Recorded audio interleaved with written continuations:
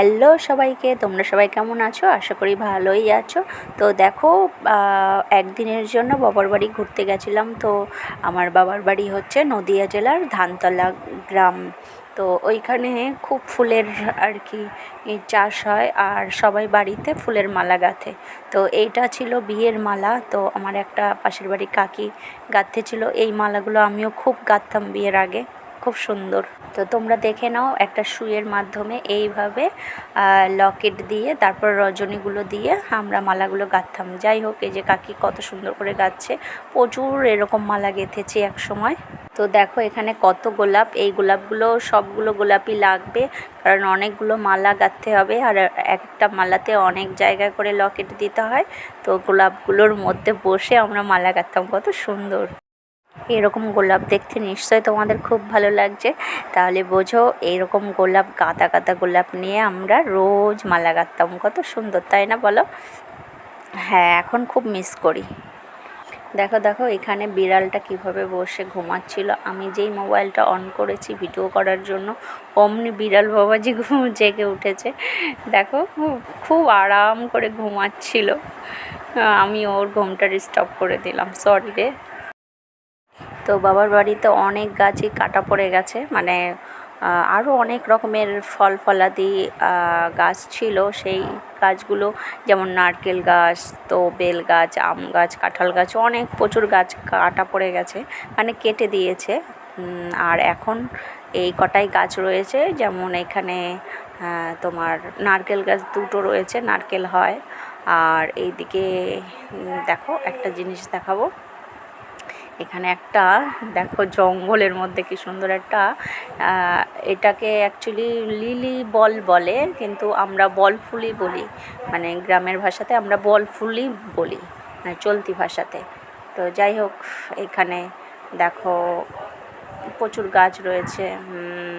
এইটা হচ্ছে তোমার চুই ঝাল গাছ, চুই ঝাল, এটা আমার বাবা লাগিয়েছে। আর এটা হচ্ছে মানি প্ল্যান্ট, তোমরা সবাই জানো, এটা প্রচুর বড় বড় পাতাগুলো হয়েছে। আর এইখানে একটা বেল গাছ আছে, প্রচুর বেল হয়েছে।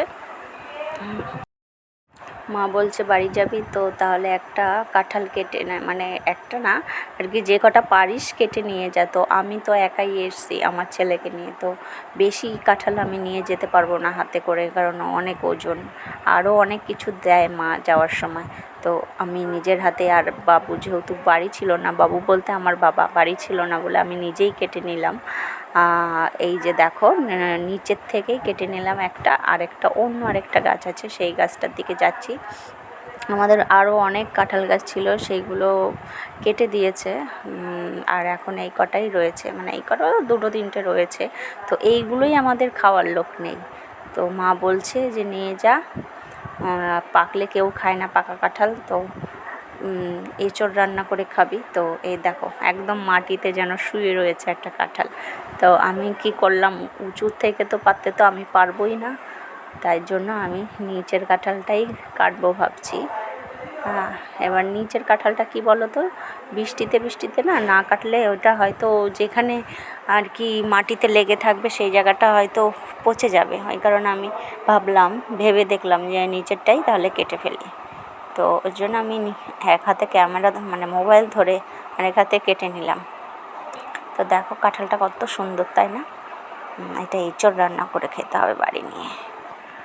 গাছে কিন্তু কাঁঠাল হয়েছে প্রচুর, আর বিক্রি করে না, এইটাই সমস্যা। বিক্রি করে দিলেই কিন্তু মিটে যায় না, বিক্রি করবে না, যে গাছের ফল গাছেই থাকুক, যে আর কি চায় তাকে দেয়া হয়। তাই বলে সব দিয়ে দেয় না, এমন না যে সব দিয়ে দেয়, কিছু রাখে। আর কেউ যদি বলে যে তোমাদের গাছের এঁচোড় একটু খাবো, খেয়ে দেখবো, বা তোমাদের গাছের এঁচোড় ভালো, তাদের দেয়, পাড়া প্রতিবেশী তাদের দেয়। তো সন্ধেবেলায় ভাবলাম যে কিছু একটা খেতে ইচ্ছা করছে, মা বলছে তাহলে ফুচকা ভেজে ঘরেই খা। দোকানে তো খাওয়াই হয় ফুচকা, তবে ঘরে দোকানের ফুচকাটা না আমার মা খায় না, তো ওই কারণে ঘরেই ফুচকা ভাজলাম। দেখো খুব সুন্দর, এইগুলো বাইরের কেনা ফুচকার মতো না, কিন্তু খেতে পাঁপড়ের মতো অনেকটা, কিন্তু খারাপও লাগে না। এইটাই যদি তুমি সুন্দর করে আলু মেখে টক জল তৈরি করে বেশ খেলে, এটাই খুব সুন্দর লাগে খেতে। আরেকটা জিনিস তোমাদেরকে দেখাই, দেখো এই আমটা মানে গাছ পাকা আম সবে মানে সন্ধ্যার আগে দিয়ে ধরাম করে পড়লো, মানে কলপাড়ে যেই গেছি আর গাছ থেকে আম পড়লো, কি সুন্দর তাই না? প্রথমে এই আমটা পড়লো, তার কিছুক্ষণ পরে আরেকটা আম পড়লো, মানে পেকে গেছে। দেখো কি সুন্দর পাকা আম। তো মাকে বললাম, মা এটা কিন্তু পুজো দেবে। তা মা বললো যে একটা দিয়ে আমি পুজো দেবো আর একটা কিন্তু তুই নিয়ে যাবি বাড়ি।